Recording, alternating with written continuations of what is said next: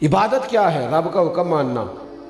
آپ 8 بجے فجر نہیں پڑھ سکتے کیونکہ حکم ہے کہ وہ آج کے ٹائم کے مطابق 5:15 ہی ہوگی، حکم ماننا ہے۔ آپ یہ نہیں کہہ سکتے کہ میں رات کو 3 بجے اٹھ کے تو زور کی نماز پڑھوں گا۔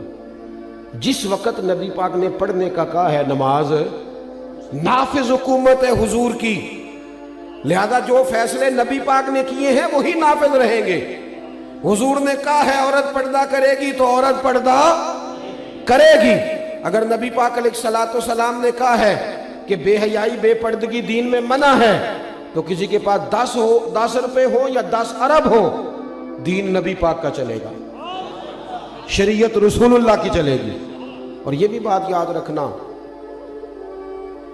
حضور نے زبان سے تبلیغ 40 سال کے بعد شروع کی ہے، عمل سے تبلیغ تو حضور نے پیدا ہوتے ہی شروع کر دی تھی۔ فقد لبثت فیکم عمرا من قبلہ افلا تعقلون۔ اللہ فرماتے ہیں محبوب ان سے کہیے میں نے تمہارے بیچ عمر گزاری ہے، تمہیں عقل نہیں؟ نبی پاک نے عمل کے ساتھ تبلیغ زیادہ کی ہے، اور ایک بندہ میری طرح تقریریں لمبی کرے۔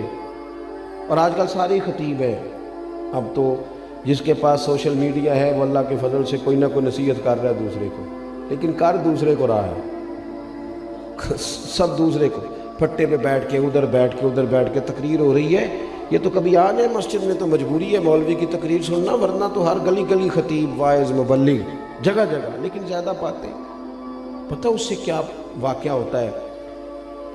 ہم جو اصل ہوتا ہے نا، اصل وہ ہم اپنے بچوں کے بیچ ہوتے ہیں، ہمارے گھر والوں کو پتہ ہوتا ہے اصل کیا ہے، حقیقت کیا ہے۔ سب سے زیادہ حضور کی عظمت کی تعلیمات کی حدیثیں حضرت ابو ہریرہ سے ہیں، اور پھر اس کے بعد آؤ گے تو آپ کو ایک کثرت احادیث کی سیدہ عائشہ صدیقہ سے ملے۔ اماں جی نے کھول کھول کے بتائے نبی پاک کے انوار و تجلیات۔ دوستو عملی زندگی، اور میں آپ کو عرض کروں اگر ہم نبی پاک سے اخلاق نہیں سیکھتے، کردار نہیں سیکھتے، تو میں ایسی بڑی بیٹیوں کو جانتا ہوں جن کو روٹی کا مسئلہ نہیں، پر وہ اپنے خاوند کی بد اخلاقی سے تنگ ہے۔ میں ایسے بہت سارے مردوں کو جانتا ہوں جو کہتے ہیں ہوٹل سے روٹی کھانا گوارا ہے، دھوبی سے کپڑے دھلوانا گزارا ہے، پر یہ بدتمیز بڑی ہے، اخلاقی رویے کمزور ہو گئے۔ بہت ساری جگہوں پہ مرد پریشان ہیں کہ 6 بچے ہیں لیکن خاتون کا اخلاقی رویہ ہی کوئی نہیں۔ تو زندگی میں حکم حضور کا ماننا سیکھو، اخلاق سیکھو نبی پاک سے، کردار۔ اور صحابہ ہیل و حجت نہیں کرتے تھے، کیونکہ حضور سے رشتہ مضبوط تھا تو عمل بھی والہانہ پن سے کرتے تھے، والہانہ پن کے ساتھ۔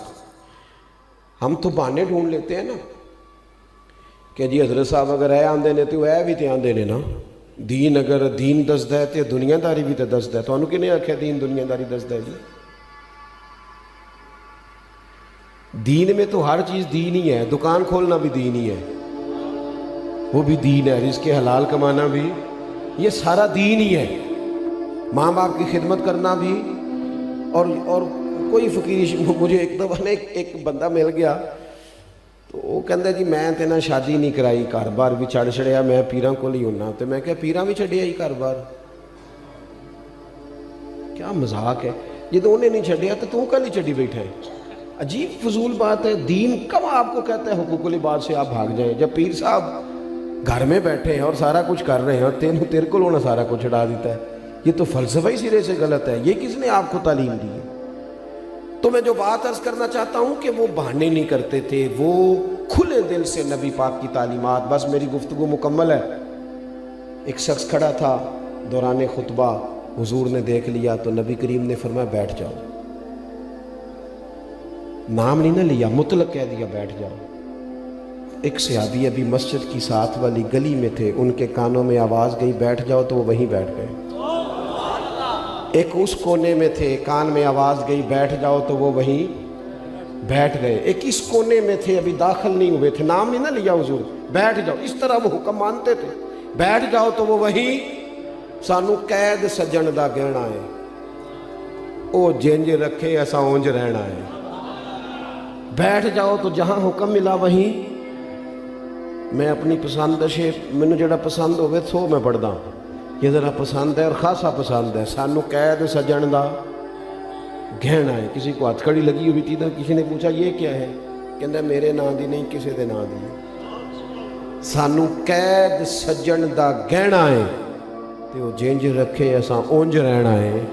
نبی پاک صلی اللہ تعالیٰ علیہ وسلم نے جمعے کی نماز کے بعد کہا آپ کہاں تھے, آپ کہاں تھے, آپ کہاں تھے؟ یا رسول اللہ میں گلی میں تھا, آواز آئی بیٹھ جاؤ, میں بیٹھ گیا. ہم نے نہ کبھی قطرے پہ غور کیا اور نہ دریا دیکھا, بس جہاں تیری جھلک دیکھی وہیں ڈوب گئے. آپ کہاں تھے؟ حضور میں گلی میں تھا, آواز آئی تھی بیٹھ جاؤ, میں بیٹھ گیا. تو کہاں تھا؟ حضور اس کونے میں آواز آئی. فرمایا نہ تمہیں کہا تھا نہ تمہیں کہا تھا, نہ تو میں نے تو اسے کہا تھا. حضور نام تو نہیں نہ لیا.